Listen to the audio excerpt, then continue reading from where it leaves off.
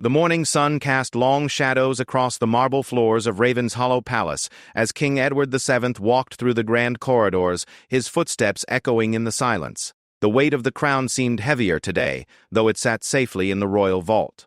At 62, Edward had worn many crowns in his lifetime, but none had prepared him for the decision he was about to make. Princess Catherine stood by the tall windows of the Rose Garden drawing room, her auburn hair catching the early light. She had requested this private audience 3 days ago, and Edward knew exactly what she wanted to discuss. The scandal had been brewing for weeks, whispered about in every corner of the palace, every aristocratic gathering, every newspaper editorial that dared to print between the lines. Catherine turned as her father-in-law entered, offering a respectful curtsy despite the informal nature of their meeting. "Your Majesty," she said softly, her voice carrying the same grace that had made her beloved by the people when she married Crown Prince Alexander 5 years ago. Edward studied her face, noting the subtle signs of strain around her green eyes. Catherine had always been strong, perhaps stronger than his own son in many ways. She had transformed from a commoner's daughter into a princess with remarkable dignity, never once complaining about the sacrifices required of her new position. But today, she looked fragile, like fine china balanced on the edge of a shelf. "Please, sit," Edward said, gesturing toward the velvet armchairs arranged near the fireplace. "I believe we have much to discuss." Catherine settled into her seat, smoothing her navy dress with trembling hands. The morning light revealed the shadows under her eyes, evidence of sleepless nights. "Your Majesty, I want you to know that I never intended for any of this to happen.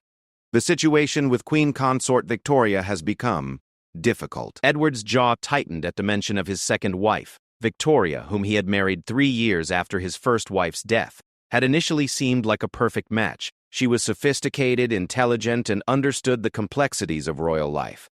But power had changed her, or perhaps revealed her true nature. The woman who had once charmed diplomats and commoners alike had become increasingly territorial about her position, viewing Catherine not as a daughter-in-law but as a threat. "Tell me what happened yesterday," Edward said, his voice gentle but firm. He had heard whispers, fragments of conversations, but he needed to hear the truth from Catherine herself. Catherine's hands clasped together in her lap. "The Charity Foundation Board meeting. I had prepared the presentation about the new children's hospitals, the ones we've been planning for months. Everything was ready, all the approvals in place, the funding secured." She paused, taking a steadying breath. Queen Consort Victoria arrived just as I was about to begin. She announced that she was taking over the entire project, that it would now fall under her patronage rather than mine. Edward's expression darkened. The children's hospital project had been Catherine's passion for over a year. She had worked tirelessly, visiting potential sites, meeting with architects, consulting with medical professionals. It was meant to be her signature charitable work, something that would define her role as the future queen. "The board members didn't know what to do," Catherine continued. "They looked between us, clearly uncomfortable. I tried to explain that we had already made commitments, that changing leadership at this stage would be disruptive. But Catherine's voice faltered. "What did she say?" Edward prompted. "She said that I clearly didn't understand the hierarchy of royal responsibilities, that as queen consort, her charitable work took precedence over mine. She suggested that perhaps I should focus on smaller, more manageable projects that were appropriate for my experience level." Catherine's cheeks flushed with remembered humiliation. In front of 20 board members, donors, and journalists. Edward's hands gripped the arms of his chair. He could imagine the scene, could picture Victoria's cold smile as she delivered what she probably considered a gentle correction, but what everyone else would recognize as a public humiliation. The newspapers would have a field day with it, if they dared to print anything at all. "There's more, isn't there?" Edward asked, reading the hesitation in Catherine's expression. Catherine nodded slowly. "After the meeting, she asked to speak with me privately. She said," Catherine's voice dropped to almost a whisper, "she said that I needed to learn my place, that I was becoming too popular, too visible, that the people's affection was going to my head." Edward stood abruptly pacing to the window. Outside, the palace gardens stretched toward the distant hills, a view that usually brought him peace. Today, it only reminded him of the isolation his position demanded. the impossible balance between family and duty. "She threatened me, Your Majesty," Catherine said, her voice stronger now. "Not directly, but she made it clear that she has the power to make my life very difficult. She mentioned how easy it would be to ensure that my charitable work faces unexpected obstacles, how funding might mysteriously dry up, how invitations might stop coming." Edward turned back to face her. "And what did you say?" "I said nothing. I thanked her for her guidance and left." Catherine's eyes flashed with a mixture of regret and defiance. "But I won't be silenced, Your Majesty. The work I'm doing matters. Those children need those hospitals. The literacy programs, the mental health initiatives, the environmental conservation projects, they're all making a real difference." Edward returned to his chair, leaning forward with his elbows on his knees. "Catherine, you must understand the position this puts me in. Victoria is my wife, the Queen Consort. Her position in the royal hierarchy is established and recognized by law and tradition." Catherine's face fell, and Edward saw the fear creep into her eyes. "I understand, Your Majesty. I would never ask you to choose between family members. I hoped you might speak with her. Help her understand that there's room for both of us to make meaningful contributions." "You think I haven't tried?" Edward's voice carried a weariness that made him sound older than his years. "Victoria has been different since the coronation. The power, the attention, it's changed her. Or perhaps I'm only now seeing who she really is." The silence stretched between them, filled with unspoken understanding. Catherine had always been perceptive, and she could read the regret in Edward's expression.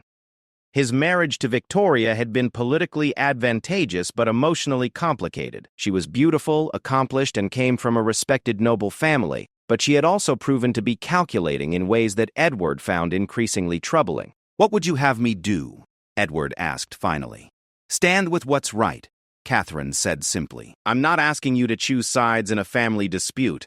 I'm asking you to protect the institutions we're meant to serve. The monarchy's credibility depends on our charitable work being genuine, not territorial power plays." Edward admired her diplomacy. Catherine had learned to navigate royal politics with remarkable skill, but she had never lost her moral compass. She could have demanded protection based on her position as the crown prince's wife, but instead she was appealing to higher principles. "There will be consequences," Edward warned. "Victoria won't accept any limitation on her authority quietly. She has allies, people who benefit from her patronage."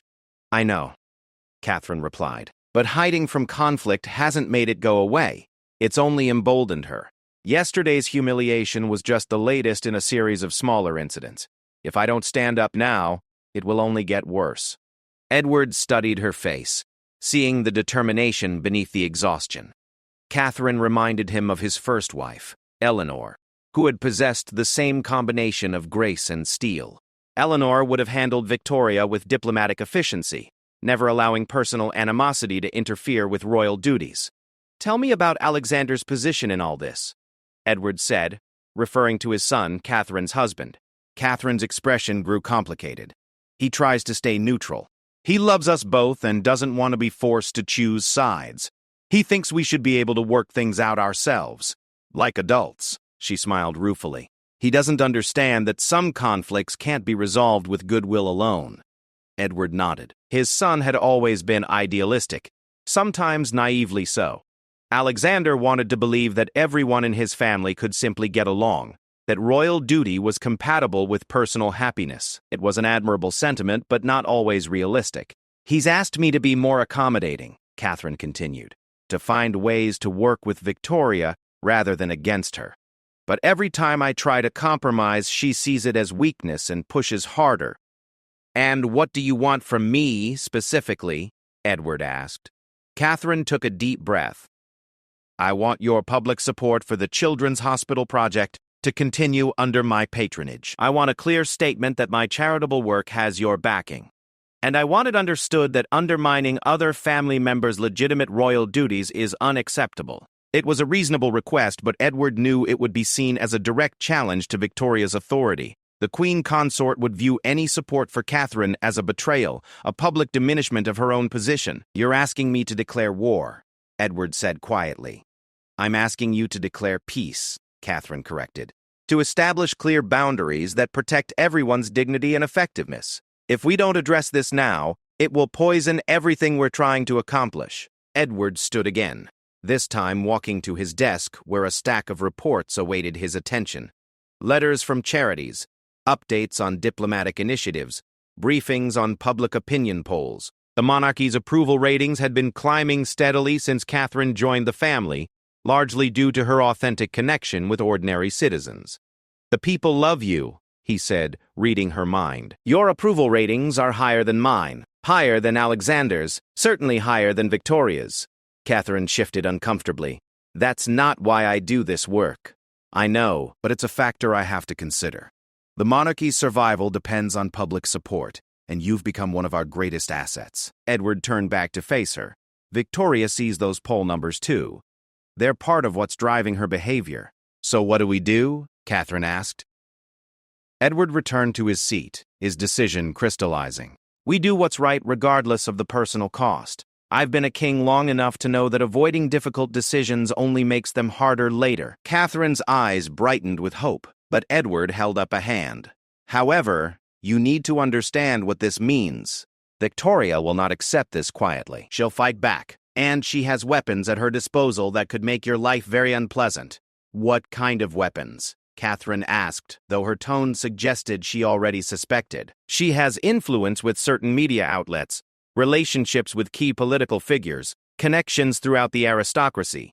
She could make you the target of a very sophisticated campaign designed to undermine your credibility." Edward's expression was grave. "She could attack your background, your family, your past decisions. Nothing would be off limits." Catherine's face paled slightly, but her voice remained steady. "My background is what it is. I'm proud of where I come from. My family may not be aristocratic, but they're good people who taught me the values I try to live by. I know that." Sick. "But Victoria could twist those facts, make your common origins seem like disqualifications rather than assets. She could suggest that you don't really understand royal traditions, that you're too influenced by popular opinion rather than proper protocol." The weight of the challenge ahead settled over them both. Catherine had known this conversation would be difficult, but hearing the potential consequences laid out so starkly was sobering. "There's something else you should know," Edward continued. "Victoria has been building alliances within the court. She's cultivated relationships with several senior staff members, offering them increased responsibilities and benefits in exchange for their loyalty." Catherine's stomach tightened. She had sensed the shifting dynamics among the palace staff but hadn't realized how deliberate it was. How many people?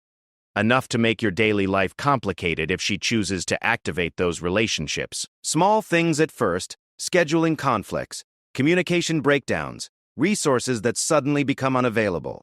But it could escalate. Catherine absorbed this information, understanding that her request for support would potentially expose her to a sophisticated campaign of harassment and sabotage. "And you're still willing to stand with me?" Edward looked out the window again, watching the gardeners tend to the rose bushes his first wife had loved. "Catherine, I've made many difficult decisions as king, but few as important as this one. I can choose to preserve temporary family harmony by allowing Victoria to consolidate power, or I can protect the principles that make the monarchy worthy of respect." He turned back to meet her eyes. "I choose principles. I choose what's right. And I choose to trust that in the long run, doing the right thing serves everyone's interests better than short-term appeasement." Catherine felt tears prick her eyes, but she blinked them back. "Thank you, Your Majesty." "Don't thank me yet," Edward said with a slight smile. "You haven't heard my conditions." Catherine straightened, preparing herself. "First, you must be absolutely beyond reproach in everything you do. Victoria will be looking for any mistake, any appearance of impropriety, any excuse to discredit you. Your conduct must be flawless." "Understood." "Second, you need to build your own support network. You can't depend solely on my protection. Cultivate relationships with key staff, maintain your connections with charitable organizations, keep the media on your side through genuine good work." Catherine nodded. She had already begun some of this work, but she would need to be more systematic about it. "Third, you must never respond to Victoria's attacks with attacks of your own. Take the high road consistently even when she doesn't. The public needs to see you as the reasonable one, the dignified one. That might be the hardest condition, Catherine admitted. It is. But it's also the most important. The moment you descend to her level, you lose the moral authority that makes your position defensible. Edward stood, signaling that their private audience was concluding. I'll schedule a meeting with Victoria this afternoon. I'll make it clear that your charitable work has my full support, and that any interference with legitimate royal duties is unacceptable. Catherine rose as well, feeling a mixture of relief and apprehension. How do you think she'll react? Edward's expression was grim. Badly. Victoria doesn't accept limitations gracefully, and she'll view this as a public humiliation. She'll probably demand that I choose between supporting her or supporting you. And what will you tell her? That I choose to support what's right for the monarchy and the people we serve. That personal preferences and family politics cannot be allowed to interfere with our duties. Edward paused, and that if she cannot accept those terms, she'll need to reconsider her own role in this family. The implications of that statement hung in the air between them.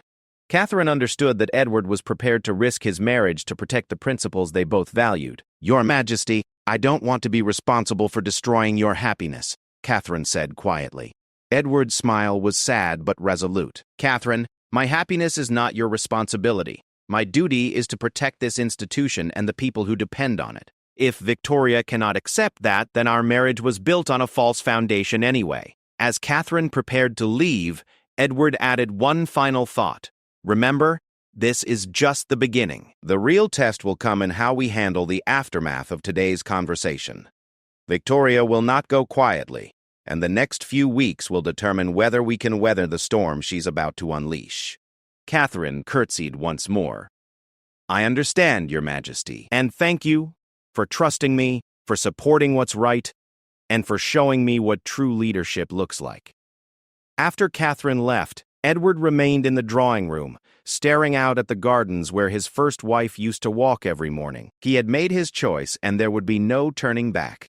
The afternoon's conversation with Victoria would set in motion a series of events that would test everyone's character and determine the future direction of the monarchy. The morning sun had given way to gathering clouds, and Edward couldn't help but see it as an omen of the storm that was about to break over Raven's Hollow Palace. But sometimes, he reflected, storms were necessary to clear the air and reveal what truly mattered. He picked up his phone to call his private secretary. It was time to schedule that meeting with Victoria and prepare for the most difficult conversation of his reign. The afternoon light filtered through the crystal chandeliers of the blue salon as Queen Consort Victoria prepared for what she knew would be a pivotal confrontation.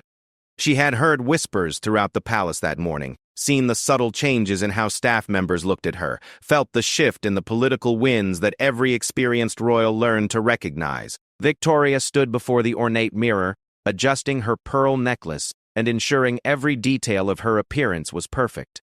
At 45, she remained strikingly beautiful, with sharp cheekbones and intelligent gray eyes that could convey warmth or ice depending on her mood. Today, those eyes held the cold calculation of someone preparing for battle.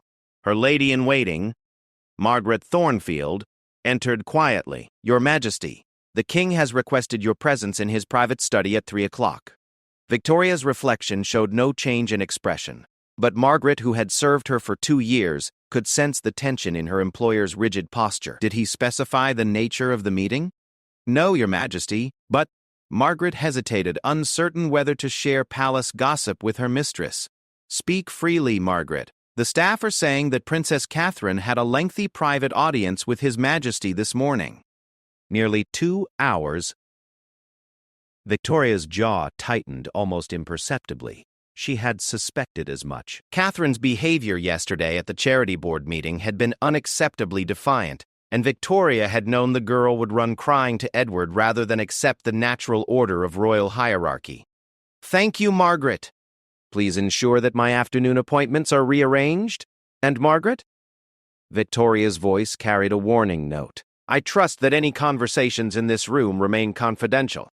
Of course, Your Majesty.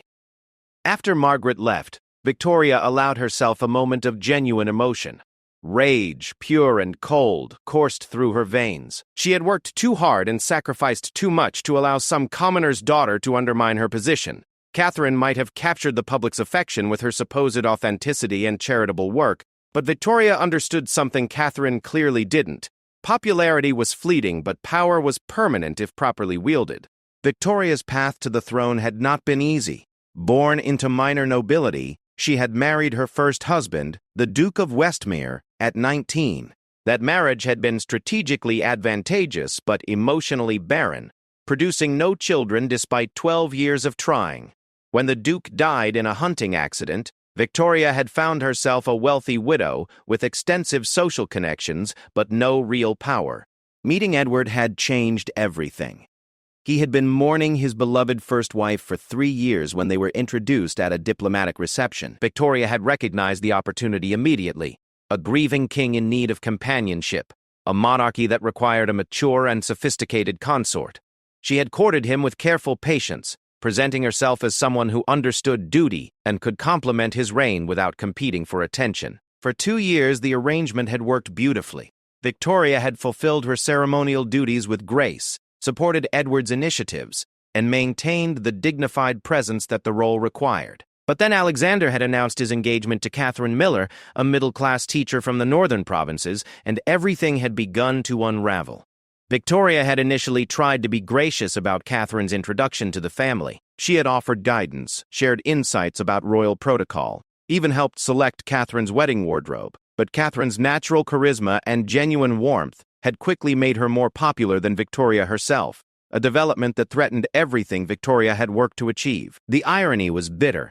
Victoria had spent decades learning to navigate aristocratic society, mastering the subtle arts of diplomacy and royal bearing. Catherine had simply been herself, warm, accessible, authentically committed to helping others, and the public had fallen in love with her immediately. Within 2 years of joining the royal family, Catherine's approval ratings had surpassed everyone else's, including Edward's. Victoria had tried subtle methods first, gentle suggestions that Catherine should defer to her more experienced judgment. Careful scheduling that limited Catherine's most visible opportunities. Quiet words with key staff members about the importance of proper protocol and hierarchy. When those measures failed to curb Catherine's growing influence, Victoria had been forced to become more direct. Yesterday's confrontation at the charity meeting had been a calculated risk. Victoria had known that publicly challenging Catherine would provoke a response, but she had hoped that Catherine would back down rather than escalate the conflict. Instead, the girl had apparently run straight to Edward, forcing a confrontation that Victoria would have preferred to avoid. A soft knock interrupted her thoughts. "Come in." Edward's private secretary, James Whitmore, entered with obvious reluctance. James had served the royal family for 20 years and had developed finely tuned instincts about when to deliver unwelcome news. "Your Majesty, His Majesty has asked me to inform you that this afternoon's meeting will include a discussion of royal charitable responsibilities and the coordination of family member activities." Victoria's eyes narrowed. Edward was giving her advance warning of the topic, which was either courtesy or strategy. Probably both. "I see. And has His Majesty reached any preliminary conclusions about these matters?" James shifted uncomfortably. "I couldn't say, Your Majesty. His Majesty keeps his own counsel on sensitive matters." Victoria dismissed him with a wave, but her mind was already racing through possible responses to whatever ultimatum Edward was preparing to deliver. She had several options, each with different risks and potential outcomes. She could accept whatever limitations Edward wanted to impose, maintaining surface harmony while working behind the scenes to undermine Catherine's effectiveness.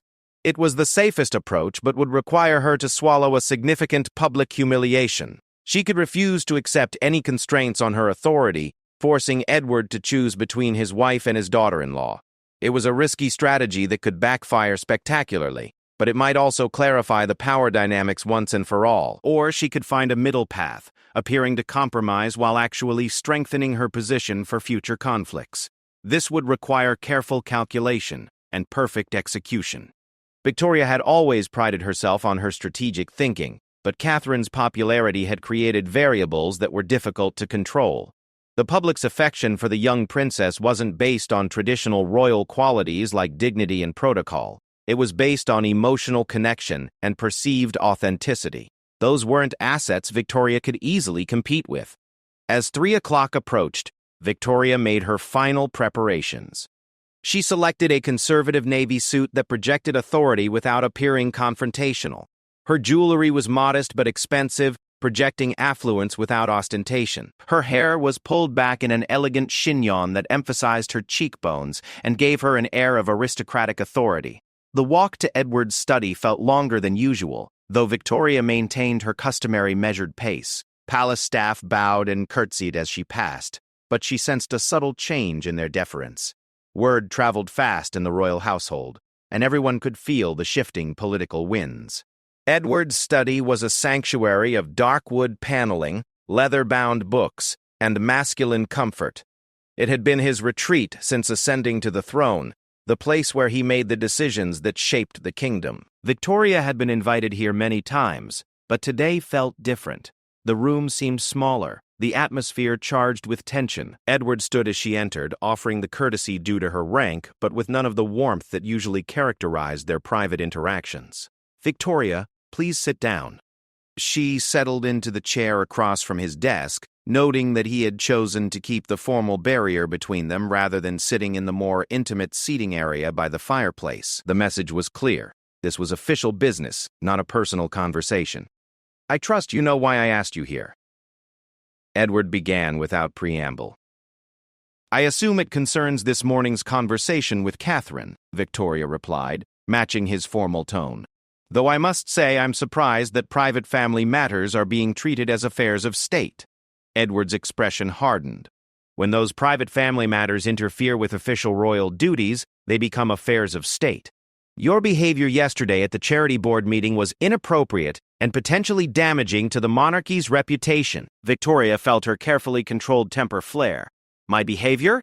I was establishing proper protocol and ensuring that charitable initiatives are coordinated through appropriate channels. Catherine may be popular, but that doesn't exempt her from royal hierarchy." "The Children's Hospital project was Catherine's initiative from the beginning," Edward said firmly. "She secured the funding, developed the partnerships, and invested over a year of work in bringing it to fruition. Your attempt to claim ownership was not about protocol. It was about power. Everything we do is about power," Victoria shot back, her diplomatic mask slipping slightly. "The monarchy exists because we maintain certain standards and structures. Catherine's popularity doesn't change the fact that I am the queen consort and my charitable work takes precedence over hers." Edward leaned back in his chair, studying his wife with the same analytical gaze he used to evaluate foreign diplomats and political opponents. "Victoria, I'm going to be very clear about this. Catherine's charitable work will continue with my full support. Any interference with her legitimate royal duties is unacceptable. Is that understood?" Victoria felt the words like a physical blow. Edward was not negotiating or seeking compromise. He was issuing an ultimatum. The realization that he had already chosen sides crystallized her growing fury into something sharper and more dangerous. "I see," she said quietly. "And what about my duties? My position? My rights as your wife and consort?" "Your position is secure as long as you fulfill your responsibilities without undermining other family members," Edward replied. "But Victoria, let me be absolutely clear. I will not allow personal conflicts to damage the institution we're sworn to protect." Victoria stood slowly, her movements precise and controlled, despite the turmoil in her mind. "You're making a grave mistake, Edward. Catherine may be popular now, but popularity fades. What doesn't fade is the damage done when a king publicly humiliates his own wife." Edward also rose, his height giving him a subtle advantage in the confrontation. "I'm not humiliating you, Victoria. I'm asking you to behave appropriately." "There's a significant difference." "Is there?" Victoria's voice carried a dangerous edge, "Because from where I stand, it appears that you've decided to sacrifice your marriage to protect your daughter-in-law's feelings." "I've decided to protect the principles that make this monarchy worth preserving," Edward corrected. "If you can't support those principles, then perhaps we need to reconsider our arrangement." The threat hung in the air between them, unspoken but unmistakable. Edward was prepared to end their marriage if Victoria couldn't accept his decision about Catherine. The realization was both infuriating and oddly liberating. "I see," Victoria repeated, her voice now completely controlled. Then let me be equally clear. If you persist in this course, you'll discover that I'm not as powerless as you seem to believe. Catherine may have the people's affection, but I have other resources at my disposal. Edward's expression darkened. Are you threatening her? I'm informing you that actions have consequences, Victoria replied. You can't expect to publicly diminish my authority without facing some response. Catherine chose to make this a public conflict when she ran to you rather than working things out privately. Now she'll have to live with the results of that choice. Victoria, I'm warning you. And I'm warning you, Victoria interrupted. Catherine's popularity is built on a carefully crafted public image. Images can be fragile.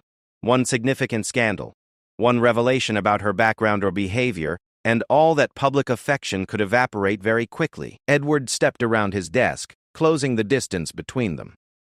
If you do anything to harm Catherine, anything at all, I will ensure that your life in this family becomes very uncomfortable very quickly. Victoria met his gaze without flinching. Is that a threat, darling? It's a promise. Catherine has done nothing wrong except refuse to be bullied. If you persist in trying to destroy her, you'll find that she has more protection than you realize. The endearment, darling, was delivered with such cold precision that it felt more like an insult than a term of affection. Victoria realized that her marriage, which had never been based on passionate love but had included genuine respect and affection, was effectively over. Edward had made his choice, and it wasn't her. Very well, she said with deadly calm. I understand the situation perfectly now. You've decided that preserving Catherine's tender feelings is more important than supporting your wife. That's illuminating. That's not what this is about, and you know it. Don't I? Victoria's smile was sharp enough to cut glass. Then tell me, Edward, what would you have done if Eleanor were still alive and Catherine had challenged her authority? Would you have supported Catherine then? The comparison to his first wife was calculated cruelty, and Victoria saw it hit its mark. Edward's face went pale, then flushed with anger. Don't bring Eleanor into this, he said quietly, but his voice carried more menace than if he had shouted. Why not? She's the standard by which you judge everyone else, isn't she? The perfect queen, the perfect wife, the perfect mother. No wonder I could never measure up. Victoria's composure was finally cracking, revealing the pain and resentment that had been building for months. Eleanor has nothing to do with current events. Everything has to do with Eleanor. Victoria's voice rose for the first time. You married me because I reminded you of her in some ways, but you've never forgiven me for not being her. And now Catherine comes along with her common touch and authentic emotions, and suddenly she's the daughter Eleanor would have wanted. Edward stared at his wife as if seeing her clearly for the first time. Is that what you think? That this is about replacing Eleanor? Isn't it?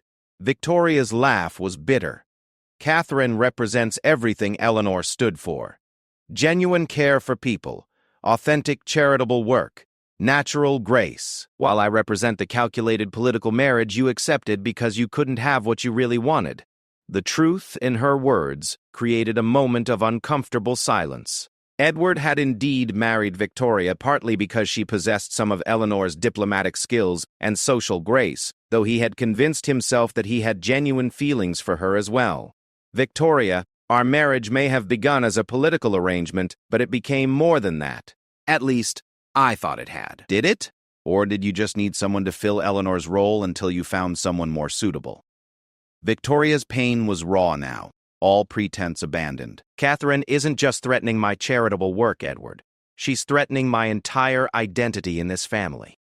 For a moment, Edward felt a flicker of sympathy for his wife. Victoria's behavior had been unacceptable, but perhaps he understood her motivations better now. The revelation didn't change his decision about Catherine, but it added complexity to a situation he had thought was straightforward. Victoria, Catherine isn't trying to replace anyone. She's simply trying to do meaningful work in her role as crown princess. There's room for both of you to make important contributions. No, there isn't, Victoria said flatly. Not really. The public can only have one favorite, one person they see as the real princess. Catherine has claimed that title, and everything I do now looks calculated and artificial by comparison. Edward couldn't deny the accuracy of that assessment. Catherine's natural warmth did make other royal family members appear more formal and distant by comparison. But that wasn't Catherine's fault, and it didn't justify Victoria's attempts to undermine her. Then find your own authentic role, Edward suggested. Stop trying to compete with Catherine and focus on the unique contributions you can make. Victoria's laugh was hollow. My authentic role? I'm the second wife of a widowed king, selected for my political usefulness and diplomatic skills. Authenticity isn't part of the job description. The conversation had revealed more painful truths than either of them had anticipated. Edward realized that his marriage to Victoria had been more fragile than he had understood, built on foundations that couldn't support the weight of real conflict. "Where does this leave us?" he asked quietly. Victoria straightened her jacket and smoothed her hair, reassembling her public persona. "That depends on you, doesn't it? You've made it clear that supporting Catherine is more important than supporting me. Now we'll see if you're prepared to live with the consequences of that choice." "Victoria, it doesn't have to be this way. You could choose to work with Catherine instead of against her. You could choose to be part of the solution. Could I? Or would I always be the wicked stepmother trying to reform herself for public consumption?" Victoria's smile was sad now rather than angry. "Edward, some conflicts can't be resolved with goodwill and compromise. Sometimes people want fundamentally incompatible things." Edward felt the weight of his crown more heavily than ever. "And what do you want, Victoria?"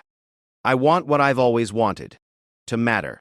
To be more than just a placeholder, queen consort, marking time until the next generation takes over. Catherine's success makes that impossible, and your support for her makes it official." Victoria moved toward the door, then paused. "You know, the truly ironic thing is that I actually admire Catherine in many ways. She's everything a modern princess should be. But that doesn't make her any less of a threat to everything I've worked to build."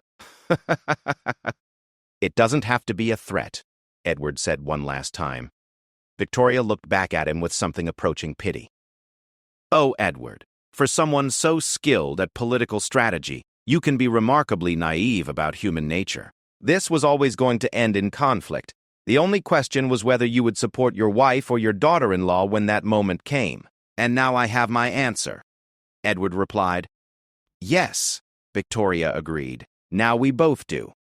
After Victoria left, Edward remained in his study, staring out the window at the gardens where shadows were growing longer as afternoon faded toward evening. He had made his choice and would stand by it, but the cost was proving higher than he had anticipated. His marriage to Victoria was effectively over, damaged perhaps beyond repair. The coming weeks would bring new challenges as Victoria made good on her implied threats against Catherine. And somewhere in the back of his mind, Edward couldn't shake the feeling that he had just lit the fuse on a powder keg that would reshape his entire family. But some decisions were bigger than personal happiness. And Edward had learned long ago that wearing the crown meant making choices that others couldn't or wouldn't make. Tonight, he would call Alexander and prepare his son for the storm that was coming. Tomorrow, he would begin the delicate work of protecting Catherine while trying to minimize the damage to the monarchy itself. The king had chosen his side. Now he would discover whether he was strong enough to win the war that choice had declared. The evening mist rolled across the palace grounds as Crown Prince Alexander paced the length of his private apartments, his footsteps muffled by the antique Persian rugs. The urgent message from his father requesting an immediate meeting had arrived just as Alexander was reviewing architectural plans for the new trade center in the eastern provinces. Now, those plans lay forgotten on his desk, as he grappled with a far more complex and dangerous blueprint, the one threatening to tear his family apart. Catherine sat in the window seat overlooking the courtyard, her usual evening tea growing cold as she watched palace staff hurry across the cobblestones below. Something had changed in the very atmosphere of Raven's Hollow Palace. Servants whispered more quietly, moved with greater purpose, and avoided making eye contact with family members. The invisible networks of palace communication were buzzing with tension. "Tell me again what father said," Alexander asked, though Catherine had already repeated Edward's words twice. "He said that Victoria had threatened me, that I should be prepared for retaliation, and that you needed to know what was happening before tomorrow's public events." Catherine's voice was steady, but Alexander could see the worry in her green eyes. He also said that our marriage might be tested in ways we hadn't anticipated. Alexander stopped pacing and sat beside his wife, taking her hand in both of his. At 35, he possessed his father's strong features, but his mother's gentler temperament. Unlike Edward, who had been shaped by decades of royal responsibility, Alexander still believed that most conflicts could be resolved through honest conversation and mutual respect. Catherine, I need you to be completely honest with me. Did you do anything to provoke Victoria's reaction? Catherine turned to study her husband's face. Do you think I did? I don't know what to think. 2 days ago, we were planning the charity gala and discussing holiday arrangements with both our families. Now Father is talking about retaliation and threats, and Victoria. Alexander's voice trailed off. What about Victoria? I saw her leaving Father's study this afternoon. I've never seen her look so controlled, like she was holding herself together through pure force of will. Alexander squeezed Catherine's hand. Whatever happened in that meeting, it changed everything. Catherine had been dreading this conversation but knew it was inevitable. Alexander, your father asked me not to discuss the details, but you deserve to know the truth. Victoria didn't just try to take over the Children's Hospital project. She made it clear that she considers me a threat to her position and that she has the power to make my life very difficult if I don't submit to her authority. Alexander's jaw tightened. Those are serious accusations. They're not accusations. They're facts. And now your father has to choose between supporting his wife's territorial behavior or protecting the principles that make our charitable work meaningful. And he chose to protect you. He chose to protect what's right, Catherine corrected. But Victoria won't see it that way. She'll see it as a declaration of war. Alexander stood abruptly, running his hands through his dark hair. This is exactly what I was afraid would happen. I love you both, but I cannot and will not choose between you and my stepmother. Catherine felt a chill that had nothing to do with the evening air. What do you mean? I mean that if this conflict forces me to take sides, it will destroy our family, regardless of who wins. There has to be another way. Alexander, some conflicts can't be avoided or mediated away. Victoria made that choice when she decided to see me as an enemy rather than a family member. Catherine's voice carried a firmness that surprised them both. I tried to work with her. I deferred to her experience, asked for her guidance, included her in planning sessions. Nothing was ever enough. Maybe you could try harder. The words hung in the air like a physical blow. Catherine stared at her husband, unable to believe what she had just heard. Try harder? She repeated quietly. Alexander, I'd spent 5 years of my life learning royal protocol, mastering diplomatic language, and finding ways to make meaningful contributions without threatening anyone. How exactly should I try harder? Alexander realized his mistake immediately but found himself trapped by his own words. I just think there might be room for compromise that we haven't explored. What kind of compromise? Should I give up all my charitable work to avoid competing with Victoria? Should I stop appearing at public events because my presence makes her uncomfortable? Should I disappear entirely so she doesn't have to worry about my popularity? Catherine's voice was rising, and Alexander could hear both hurt and anger in her tone. That's not what I'm suggesting. Then, what are you suggesting? Because from where I sit, it sounds like you think this is my fault for not being accommodating enough. Alexander sat back down, but this time he didn't reach for her hand. Catherine, I'm trying to find a solution that doesn't force my father to choose between his wife and his daughter-in-law. Is that really so unreasonable?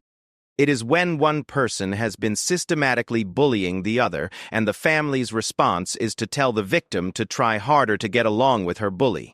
The analogy stung because Alexander couldn't entirely dismiss its accuracy. He had witnessed several interactions between Victoria and Catherine that had left him uncomfortable, but he had convinced himself that both women were simply adjusting to sharing the same social space. Victoria isn't a bully, he said, though his tone lacked conviction. She's a woman who worked hard to establish her position and feels threatened by change. Alexander, yesterday she publicly humiliated me in front of charity board members and journalists. Today she threatened to make my life difficult if I don't submit to her authority. What would you call that behavior? Alexander was quiet for a long moment, struggling with loyalties that felt increasingly incompatible. I would call it inappropriate. But Catherine, she's also family, and families find ways to work through their problems. Do they? Or do some families enable bad behavior because they're more committed to avoiding conflict than protecting the people being harmed? The question hit closer to home than Alexander was comfortable admitting. His entire approach to family relationships was built on the premise that love and goodwill could overcome any obstacle. The possibility that he might be wrong felt like losing his compass in unfamiliar territory. "What do you want me to do?" he asked finally. "I want you to support what's right. I want you to recognize that this isn't a personality conflict between two stubborn women. It's about whether the monarchy stands for something meaningful or just protects the powerful from accountability." Alexander looked out the window, watching the last light fade from the evening sky. "And if supporting what's right means choosing between you and Victoria, then you choose what's right and trust that a marriage built on shared values can survive the conflict." The implicit challenge in her words was unmistakable. Catherine was asking Alexander not just to support her position, but to share her values, even when doing so was difficult and painful. "Catherine, I love you more than anything in this world. But I also love my family, including Victoria. I can't simply write her off because she's handled this situation badly. I'm not asking you to write her off. I'm asking you to hold her accountable for her behavior and to protect the people she's targeting." "And what if protecting you means destroying my relationship with her permanently?" Catherine turned to face him fully. "Then that's the price of doing what's right." "Alexander, I didn't create this conflict. I tried to avoid it for as long as possible. But now that it's here, we have to choose what kind of people we want to be." Alexander felt the weight of a choice he had hoped to avoid. His father had already made his decision, standing with Catherine despite the personal cost. Now Alexander faced the same choice, but the stakes felt even higher because his marriage was directly involved. "There's something else we need to discuss," Catherine said quietly. "Your father warned me that Victoria has resources to make my life difficult. I think we need to prepare for that possibility." "What kind of resources?" "Connections with media outlets, relationships with political figures, influence with palace staff. She could orchestrate a campaign to discredit me or make my work impossible to accomplish effectively." Alexander's stomach tightened. He knew Victoria possessed those kinds of connections, had helped her cultivate some of them during their years as family members.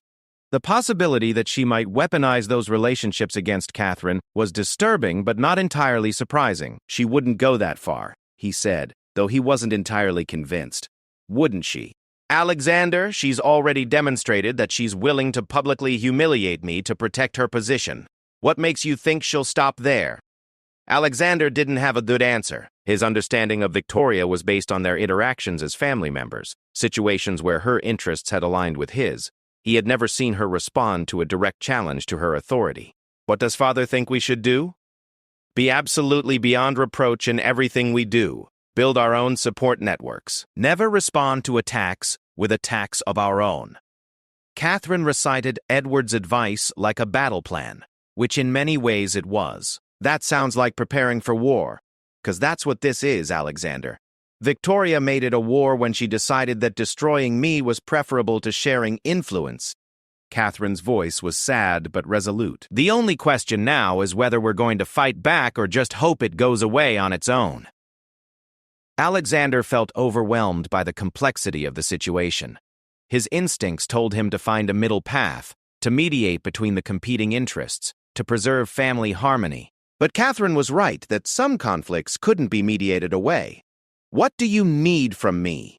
he asked. "I need to know that you support me, not just as your wife, but because you believe what I'm doing is right.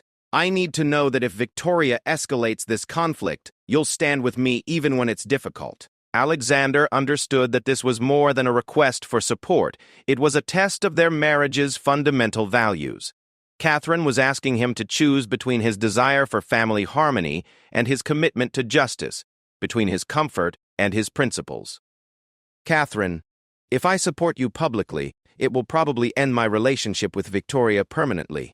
Are you prepared for that consequence? Are you prepared to stay married to someone you wouldn't support when she was being threatened?" Catherine's question cut to the heart of their dilemma. Alexander realized that his wife was right. If he couldn't support her when she was under attack, what did that say about their partnership? If maintaining his relationship with Victoria required him to abandon Catherine to face retaliation alone, what kind of husband was he? "You're right," he said finally. "I've been thinking about this wrong. This isn't about choosing between two women I care about. It's about choosing between right and wrong."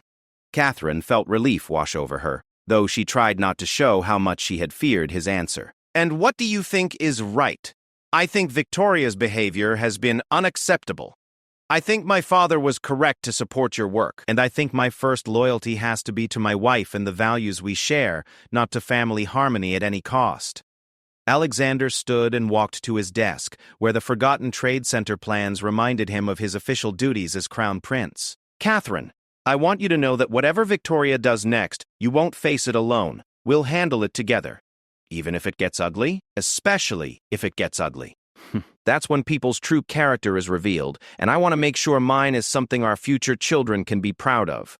The mention of their future children reminded them both of the stakes involved. They weren't just protecting Catherine's current work, but establishing the kind of monarchy they would eventually lead. "There's one more thing," Catherine said hesitantly. "Your father thinks Victoria might try to attack my background, make my common origins seem like disqualifications rather than assets." Alexander's expression darkened. "Your background is one of the things I love most about you. You understand what life is like for ordinary people because you lived that life. That perspective makes you a better princess, not a worse one. Victoria might not see it that way. She could portray me as someone who doesn't understand royal traditions or is too influenced by popular opinion. Then she'll be lying, and we'll make that clear." Alexander's voice carried a determination that Catherine rarely heard from him. "Catherine, your background isn't a liability to be hidden. It's an asset to be celebrated." They were interrupted by a knock at the door. Alexander's private secretary entered with obvious reluctance. "Your Royal Highnesses, I apologize for the interruption, but there's been a development that requires your immediate attention." Catherine felt her stomach clench. "What kind of development?" "The Sunday Telegraph has called requesting comment on a story they plan to run tomorrow. They claim to have information about tensions within the royal family and competing charitable initiatives." Alexander and Catherine exchanged grim looks. Victoria hadn't wasted any time implementing her threats. "What specifically are they asking about?" Alexander inquired. "They're asking about the Children's Hospital project, about Tuesday's charity board meeting, and about..." The secretary hesitated. "About what?" Catherine prompted. "About allegations that Princess Catherine has been overstepping her role and ignoring proper royal protocol." Catherine felt the first blow land in Victoria's promised campaign. The story would frame her as the aggressor, someone who had caused family tensions by refusing to respect established hierarchy. "Who are their sources?" Alexander asked. "They won't say, but the questions suggest they have detailed information about private royal family interactions." Alexander's jaw tightened. Someone with intimate knowledge of palace dynamics was feeding information to the press. The list of people with that level of access was relatively short. "Thank you for the warning," Alexander said. "Please prepare a statement emphasizing that all family members support each other's charitable work, and that any suggestions of conflict are exaggerated."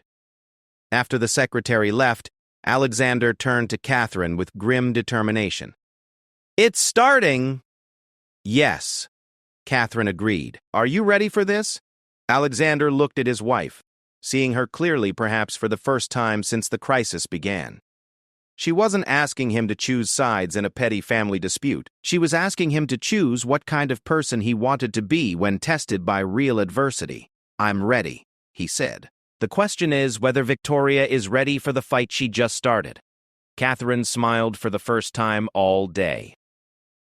"I guess we're about to find out." Outside their windows, the palace lights were coming on one by one, illuminating the ancient stones that had witnessed centuries of royal dramas. But few conflicts had carried the potential to reshape the monarchy as fundamentally as the one that was just beginning. Alexander reached for the phone to call his father. They would need to coordinate their response carefully, because Victoria had just escalated the conflict to a level where mistakes could have lasting consequences. The war for the future of the royal family had officially begun. The emergency meeting convened at 7 in the morning in Edward's private conference room, a space normally reserved for matters of national security. The participants arrived separately to avoid attention. King Edward, Crown Prince Alexander, the palace communications director Sir Geoffrey Maxwell, and the king's private secretary James Whitmore. Catherine had wanted to attend, but Edward insisted she maintain her normal schedule to avoid appearing defensive. Sir Geoffrey spread the early edition of the Sunday Telegraph across the mahogany table with the grim efficiency of a surgeon displaying a malignant tumor. The headline screamed in bold letters, "Royal Rift. Palace sources reveal growing tensions between Queen Consort and Crown Princess."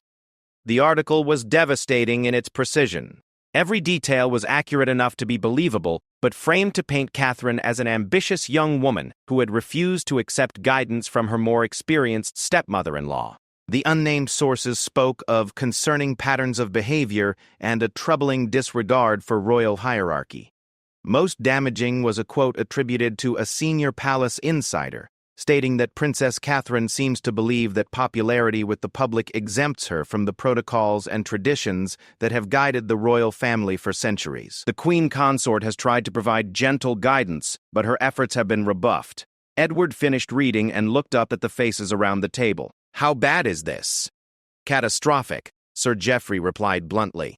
"The story is being picked up by every major outlet. By noon, it will be international news. By evening, every commentator in the kingdom will be offering opinions about royal family dynamics." Alexander felt sick. 24 hours ago, his biggest concern had been a disagreement between family members. Now they were facing a public relations crisis that could damage the monarchy's reputation for years. "Who are their sources?" Edward asked. Sir Geoffrey consulted his notes. "Based on the level of detail and the specific quotes, I'd say they have at least 3 sources with different levels of access.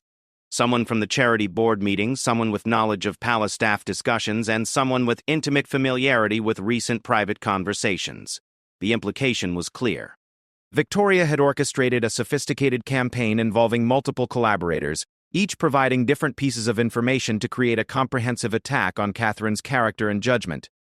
"Can we prove that?" Alexander asked. "Prove it?" "No. The Telegraph isn't going to reveal their sources. But the coordination suggests this wasn't a spontaneous leak. Someone planned this carefully." Edward stood and walked to the window overlooking the palace courtyard. Below, he could see photographers already gathering at the public entrance, their telephoto lenses ready to capture any royal family member who appeared. Within hours, the palace would be under siege. "What are our options?" he asked. Sir Geoffrey pulled out a thick folder. "We have several potential responses, each with different risks and benefits. We could issue a blanket denial, claiming the story is entirely false. We could acknowledge tensions but frame them as normal family disagreements that are being resolved. We could go on the offensive and challenge the credibility of the sources. Or," Edward sensed there were other options Geoffrey was reluctant to mention.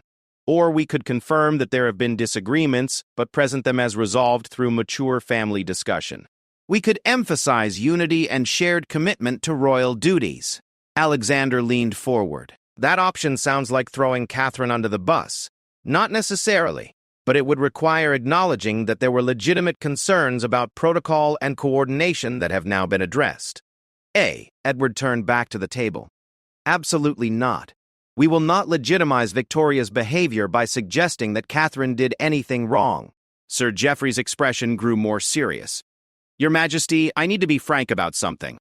The public's initial reaction to this story is mixed, but it's trending negative for Princess Catherine. The narrative of a popular young princess who became too big for her station resonates with people who are suspicious of celebrity culture." The room fell silent as the implications sank in. Catherine's popularity, which had been her greatest asset, was being weaponized against her.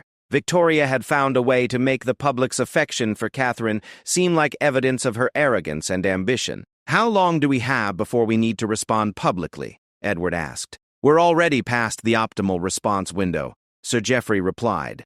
"Every hour we delay makes us look defensive and unprepared. I'd recommend a coordinated response within the next 2 hours." Alexander felt the pressure of making decisions that could reshape public perception of his wife and their future reign. "What would you recommend?" Sir Geoffrey hesitated. clearly uncomfortable with the political implications of his advice. Your Royal Highness, from a purely strategic standpoint, the most effective response would be for Princess Catherine to issue a public statement acknowledging that she's still learning royal protocols and expressing gratitude for Queen Consort Victoria's guidance. That's not happening, Alexander said flatly. I understand the personal difficulties, but you don't understand anything, Alexander interrupted. Catherine didn't create this situation. She's being punished for refusing to be bullied. I won't ask her to apologize for standing up for herself. Edward felt pride in his son's loyalty, but recognized the impossible position they were all in.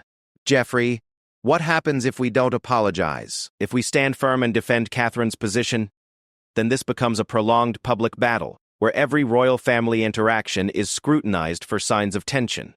The media will cover it like a soap opera, analyzing body language at public events, speculating about private conversations, interviewing anyone who's ever worked at the palace. James Whitmore, who had remained silent throughout the discussion, finally spoke up. Your Majesty, there's another factor we need to consider. This story isn't just about Princess Catherine. It's about the monarchy's future credibility. Edward looked at his trusted advisor. Explain. If we're seen as a family that can't manage internal conflicts without public drama, it undermines confidence in our ability to provide stable leadership. The public tolerates royal privilege because they believe we serve a greater purpose. If we appear to be just another dysfunctional celebrity family, that tolerance could erode quickly. The weight of James's observations settled over the room. They weren't just protecting Catherine's reputation, but defending the institution itself. What does Victoria want? Edward asked quietly.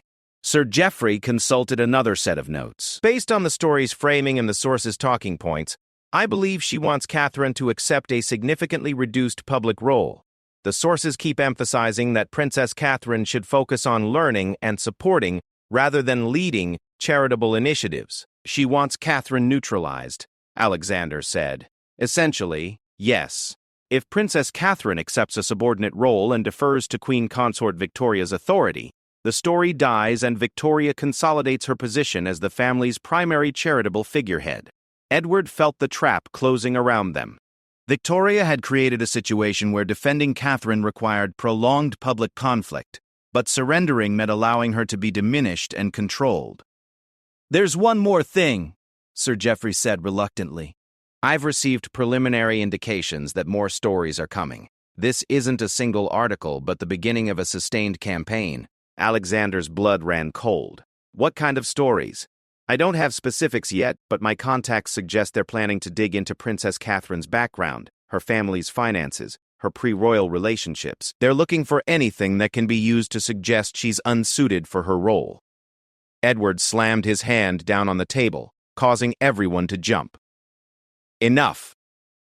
Victoria wants a war? She'll get one, but she won't get Catherine's surrender. Your Majesty, James said carefully. What specifically are you proposing?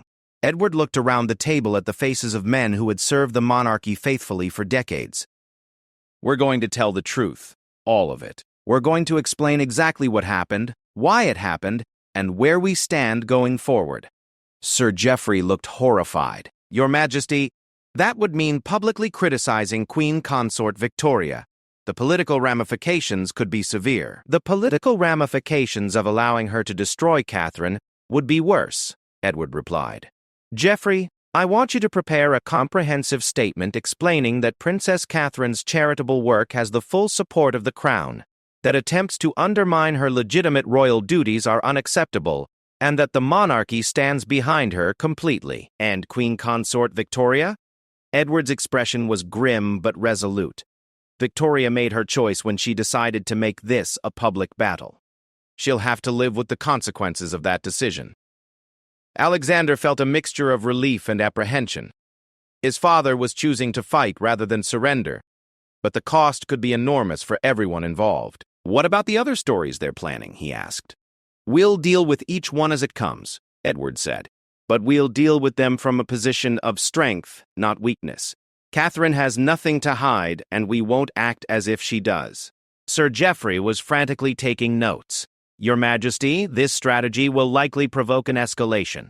If we challenge Queen Consort Victoria publicly, she'll almost certainly respond with more aggressive attacks. Then we'll be ready for them, Edward replied. James, I want you to compile a complete file on Catherine's charitable work, her funding sources, her family background, everything. If Victoria wants to make this about transparency and scrutiny, we'll show that Catherine can withstand any investigation. James nodded, though his expression remained troubled. And if Queen Consort Victoria retaliates by revealing damaging information about other family members? Edward paused, considering the possibility. Victoria had been married to him for 3 years and would have access to plenty of sensitive information about royal family finances, relationships, and internal dynamics. Then we'll cross that bridge when we come to it. But James, I want to be very clear about something. We will not sacrifice Catherine to protect ourselves from Victoria's threats. Alexander felt a surge of gratitude for his father's support, but also recognized the magnitude of what Edward was risking. By publicly defending Catherine, the king was effectively ending his marriage and potentially exposing himself to retaliation. Father, are you sure about this? Once we issue that statement, there's no going back. Edward looked at his son with the same steady gaze that had guided the kingdom through numerous crises. Alexander, I've been king for 15 years. I've made many difficult decisions, but I've never regretted choosing principle over convenience. I'm not going to start now. Sir Geoffrey cleared his throat. Your Majesty, if we're going to do this, we need to move quickly. Every hour that passes allows the current narrative to solidify in public opinion. How long do you need to prepare the statement? 2 hours for a comprehensive response. 1 hour for something basic. Edward checked his watch. You have 90 minutes. I want a statement that's strong, clear, and leaves no doubt about where we stand. As Sir Geoffrey and James gathered their materials to leave, Alexander remained behind with his father. Are you really prepared to end your marriage over this? Alexander asked quietly. Edward looked out the window again, watching the gathering crowd of reporters and photographers. Alexander, my marriage to Victoria was supposed to strengthen the monarchy, not tear it apart. If she's willing to damage the institution to protect her personal position, then our fundamental values are incompatible. And Catherine? How is she handling all this? Better than I expected. She understands what's at stake, and she's prepared to fight for what she believes in. Edward smiled grimly. Your wife has more backbone than all of us. Alexander, that's exactly why Victoria sees her as such a threat. Alexander felt pride in his wife's strength, but also worry about what the coming battle would cost them all. What happens next? We issue our statement, and then we see how Victoria responds. But Alexander, I want you to understand something. This conflict is going to get worse before it gets better. Victoria has resources and allies, and she won't give up easily. Are we strong enough to win? Edward considered the question carefully. We're strong enough to do what's right, which isn't always the same thing. But sometimes, doing what's right is more important than winning. As they prepared to leave the conference room, Edward placed a hand on his son's shoulder. Alexander, your real test isn't whether you can support Catherine when it's easy. It's whether you can support her when the entire world is watching. And the cost keeps getting higher. Alexander met his father's gaze with newfound determination. Then I guess we're about to find out what we're really made of. The statement would be released in 2 hours, officially declaring war on Queen Consort Victoria and her supporters. The royal family was about to discover whether their commitment to principles was stronger than their desire for peace. In the distance, church bells tolled the hour, marking the end of one era and the beginning of another. Whatever happened next would determine not just Catherine's future, but the character of the monarchy itself. The final battle for the soul of the royal family was about to begin. The palace statement was released at exactly 11:30 a.m., delivered simultaneously to every major news outlet, and posted on all official royal social media accounts.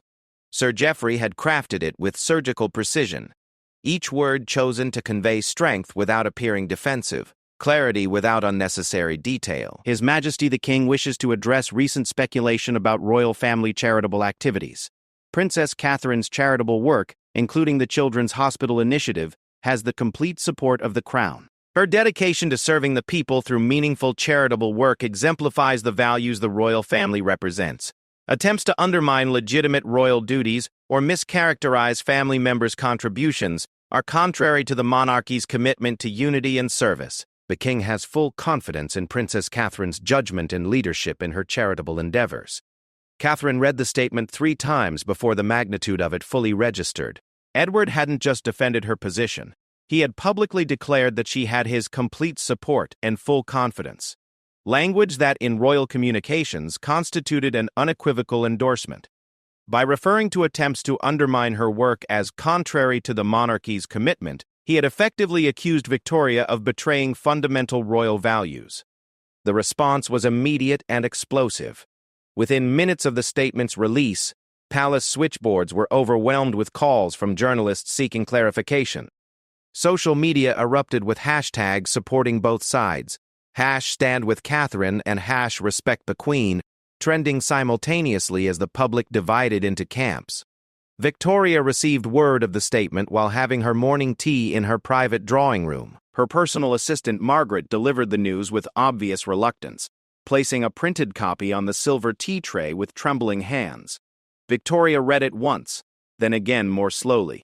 Her face revealed nothing, but Margaret noticed her grip tighten on the delicate porcelain teacup until her knuckles went white. "Thank you, Margaret.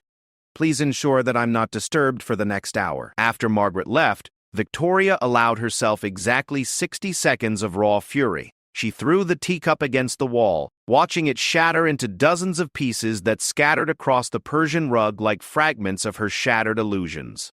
Edward had chosen to publicly humiliate his wife to protect his daughter-in-law. The betrayal was complete and irreversible. But Victoria had not survived this long in aristocratic society by allowing emotion to cloud her strategic thinking. After her brief moment of rage, she retrieved her private phone and began making calls to the network of allies she had spent 3 years cultivating. Her first call was to Lady Margaret Ashworth, whose husband controlled the Ashworth Media Group, which owned 3 newspapers and 2 television stations. The second was to Sir Richard Pemberton, a former cabinet minister with extensive connections in both politics and media. The third was to her oldest friend, the Duchess of Marlborough, who commanded influence in charitable organizations throughout the kingdom. Each conversation was brief and coded, but the message was clear: the gloves were coming off, and Victoria needed her allies to understand that their continued support required them to choose sides definitively. Meanwhile, in Catherine's apartments, she was receiving a very different kind of support. Her personal assistant reported that donation pledges to her children's hospital fund had increased by 300% since the statement's release. Letters and emails of encouragement were pouring in from ordinary citizens who saw her conflict with Victoria as a symbol of authentic service triumphing over entitled privilege. Alexander found his wife in her study, surrounded by printouts of positive social media posts and letters of support. Despite the stress of recent days, Catherine looked more energized than she had in months. "The public seems to be rallying behind you," he observed, settling into the chair across from her desk. "It's not about me," Catherine replied, though she couldn't hide her relief at the positive response. "People are responding to the idea that charitable work should be genuine rather than territorial. They're tired of seeing good causes treated like political games." Alexander studied his wife's face, noting the subtle signs of strain beneath her composed exterior. "How are you really doing with all this?" Catherine set down the letter she was reading and met his gaze directly. "I'm terrified and exhilarated at the same time. Terrified because I know Victoria won't accept this quietly, but exhilarated because your father actually stood up for what's right, regardless of the personal cost." "About that personal cost," Alexander said carefully. "You understand that father has effectively ended his marriage to protect you? How do you feel about that responsibility?" Catherine had been grappling with this question since reading the statement. "I feel grateful but not guilty." "Alexander, your father didn't choose to protect me personally. He chose to protect the principles that make the monarchy meaningful. If Victoria can't accept that, their marriage was built on false foundations anyway." Before Alexander could respond, his private secretary knocked urgently on the door. "Your Royal Highnesses, forgive the interruption, but we have a situation developing." Catherine and Alexander exchanged glances. "What kind of situation?" "The BBC has received what they claim is exclusive footage of Queen Consort Victoria's private reaction to this morning's statement. They're requesting comment before airing it this evening." Alexander felt his stomach drop. What kind of footage? We don't have details yet, but they're describing it as explosive and revealing. They claim it shows Queen Consort Victoria's true feelings about the royal family's recent decisions. Catherine's mind raced through the possibilities. Someone with access to Victoria's private spaces had recorded her reaction to Edward's statement. The timing was too perfect to be coincidental. This was planned, she said quietly. Victoria knew the statement was coming, and she was ready with her counterattack. Alexander was already reaching for his phone to call his father. "We need to get ahead of this before it airs." Edward answered on the first ring, his voice tense with the strain of managing multiple crises simultaneously. "Alexander, I assume."